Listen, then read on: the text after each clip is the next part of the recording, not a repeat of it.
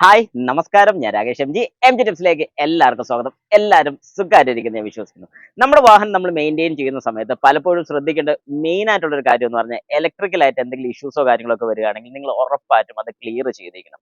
അപ്പൊ ഇലക്ട്രിക്കലായിട്ട് ഇഷ്യൂസ് എന്ന് പറയുമ്പോഴത്തേക്ക് എന്തായിരിക്കും, ഒരു വാർണിംഗ് ലൈറ്റോ അല്ലെങ്കിൽ അങ്ങനെ എന്തെങ്കിലുമൊക്കെ ചെറിയ ചെറിയ കാര്യങ്ങളൊക്കെ ആയിരിക്കും എന്ന് കുറച്ച് പേർക്ക് തോന്നുമായിരിക്കും. ശരിക്കും പറഞ്ഞു കഴിഞ്ഞാൽ നമ്മുടെ വാഹനത്തിൽ എന്തെങ്കിലും ഇലക്ട്രിക്കലായിട്ടുള്ള കംപ്ലൈൻസ് ഒക്കെ വരുമ്പോൾ വാർണിംഗ് ലൈറ്റ്സും കാര്യങ്ങളൊക്കെ കാണിക്കും. പക്ഷേ എല്ലാത്തിലും അതുപോലെ വരണമെന്നില്ല. കാരണം ഇലക്ട്രിക്കലായിട്ട് റിലേറ്റഡ് ആയിട്ട് വരുന്ന ഒരുപാട് കാര്യങ്ങളുണ്ട്. നമ്മൾ സെൻസറുമായിട്ട് ബന്ധപ്പെട്ട കാര്യങ്ങളാണ് മെയിൻ ആയിട്ട് നമ്മുടെ മീറ്ററിൽ, ക്ലസ്റ്റർ മീറ്ററിൽ കാണിക്കത്തുള്ളൂ. എന്നാൽ അതല്ല, വേറെ കംപ്ലൈൻസും കാര്യങ്ങളൊക്കെ വരികയാണെന്നുണ്ടെങ്കിൽ ഒരു കാരണവശാലും നമ്മുടെ ക്ലസ്റ്റർ മീറ്ററിൽ കാണിക്കത്തില്ല. ഇപ്പൊ എക്സാമ്പിൾ തന്നെ നമുക്ക് നോക്കുകയാണെങ്കിൽ ഈ ഒരു വാഹനത്തിന്റെ ഈ ഒരു ഡിക്കിയിൽ വരുന്ന ലൈറ്റ്, അതായത് ടെയിൽ ലൈറ്റിന്റെ കണ്ടിന്യൂഷൻ ആണ് ഇവിടെ പൊട്ടിയിരിക്കുന്നത് നമുക്ക് കാണാൻ സാധിക്കും.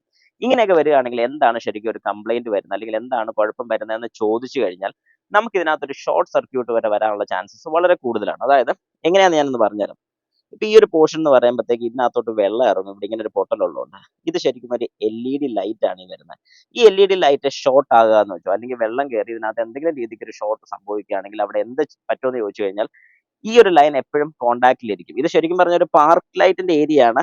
ഇനി ബ്രേക്ക് ലൈറ്റും ഇതിൽ തന്നെയാണ് വരുന്നത്, പക്ഷെ ബ്രേക്ക് ലൈറ്റ് ഇത്രയും പോർഷൻ ആണ് വരുന്നത്. ഇൻ കേസ് ബ്രേക്ക് ലൈറ്റ് ഏതെങ്കിലും രീതിക്ക് ഷോർട്ട് ആകുകയാണെന്നുണ്ടെങ്കിൽ നമ്മുടെ വാഹനത്തിന് പുള്ളിംഗ് ലെസ് ഉണ്ടാവും. കാരണം പുള്ളിംഗ് ലെസ് എങ്ങനെ ഉണ്ടാവും എന്ന് ചോദിച്ചു കഴിഞ്ഞാൽ ബ്രേക്ക് ലൈറ്റ് എപ്പോഴും എൻഗേജ്ഡ് ആയിട്ട് ഇരിക്കുകയാണെന്നുണ്ടെങ്കിൽ, അല്ലെങ്കിൽ ആ ഒരു സർക്യൂട്ട് ക്ലോസ്ഡ് ആയിട്ട് ഇരിക്കുകയാണ്, എന്തെങ്കിലും പ്രശ്നം വന്നിട്ടുണ്ടെന്നുണ്ടെങ്കിൽ വാഹനം സെൻസ് ചെയ്യുന്നത് ബ്രേക്ക് ഓൺ ആണ്, അല്ലെങ്കിൽ ബ്രേക്ക് അപ്ലൈഡ് ആണ്. ഇങ്ങനെ ഒരു സിഗ്നൽ നമ്മുടെ വാഹനത്തിന് കിട്ടുകയാണെങ്കിൽ അവിടെ എന്താ സംഭവിക്കുന്നത് ചോദിച്ചു കഴിഞ്ഞാൽ വാഹനത്തിന് പുള്ളിംഗ് ലെസ് കാര്യങ്ങളൊക്കെ ഉണ്ട്. അതായത് ആക്സിലേറ്റർ കൊടുത്താലും വാഹനം ഫ്രണ്ടിലോട്ട് പോകാനായിട്ട് മടി കാണിക്കും, പുള്ളിംഗ് ലെസ്സും കാര്യങ്ങളൊക്കെ വരും. ഇങ്ങനെ വരുന്നതിന്റെ പ്രധാന കാര്യം എന്ന് പറഞ്ഞാൽ ഇതുപോലത്തെയൊക്കെയുള്ള ഷോർട്ട് സർക്യൂട്ട്സോ കാര്യങ്ങളൊക്കെ വരുമ്പോഴാണ്.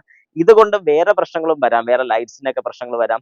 ഇന്റേണൽ ആയിട്ടുള്ള നമ്മുടെ ഫ്യൂസ് യൂണിറ്റ് കാര്യങ്ങളൊക്കെ ഏതെങ്കിലുമൊക്കെ പോയിട്ടുണ്ടെങ്കിൽ പിന്നെ പേടിക്കേണ്ട കാര്യമില്ല. ഇനി ഫ്യൂസ് പോയിട്ടില്ലെങ്കിൽ വേറെ വയറിങ്സിനും കാര്യങ്ങളൊക്കെ ഇഷ്യൂ വരാനുള്ള ചാൻസസ് കൂടുതലാണ്. അതുകൊണ്ട് കഴിവതും നമ്മുടെ വാഹനത്തിൽ ഇതുപോലെ എന്തെങ്കിലും എക്സ്റ്റേണൽ ആയിട്ടുള്ള ഹിറ്റോ കാര്യങ്ങളൊക്കെ ഉണ്ടായിട്ടുണ്ടെങ്കിൽ, അതിപ്പോ ടെയിൽ ലൈറ്റോ ലൈറ്റ്സോ കാര്യങ്ങൾ എവിടെയെങ്കിലൊക്കെ പ്രശ്നങ്ങൾ ഉണ്ടെങ്കിൽ ഒരുപാട് നാളത് വെച്ചോണ്ടിരിക്കാതെ എത്രയും പെട്ടെന്ന് അത് മാറിവിടുന്നതാണ് ഏറ്റവും നല്ലത്. കാരണം അങ്ങനെ മാറിവിട്ട് കഴിഞ്ഞാൽ അതിന്റെ ഗുണം എന്താണെന്ന് ചോദിച്ചു കഴിഞ്ഞാൽ വേറെ പ്രശ്നങ്ങൾ ഭാവിയിൽ മുമ്പോട്ട് വരത്തില്ല, കാണാനുള്ള വൃത്തികേട് മാറി കിട്ടും. അതായത് ഇപ്പൊ ഇതുപോലത്തേക്ക് പൊട്ടിയിരിക്കുന്നത് കാണുമ്പോഴത്തേക്ക് നമുക്കറിയാം, നമുക്ക് ഒരു അരോചകത്വം തോന്നും, ആ ഒരു വാഹനം നീറ്റ് അല്ല എന്നുള്ള രീതിയിൽ നമുക്ക് തോന്നും.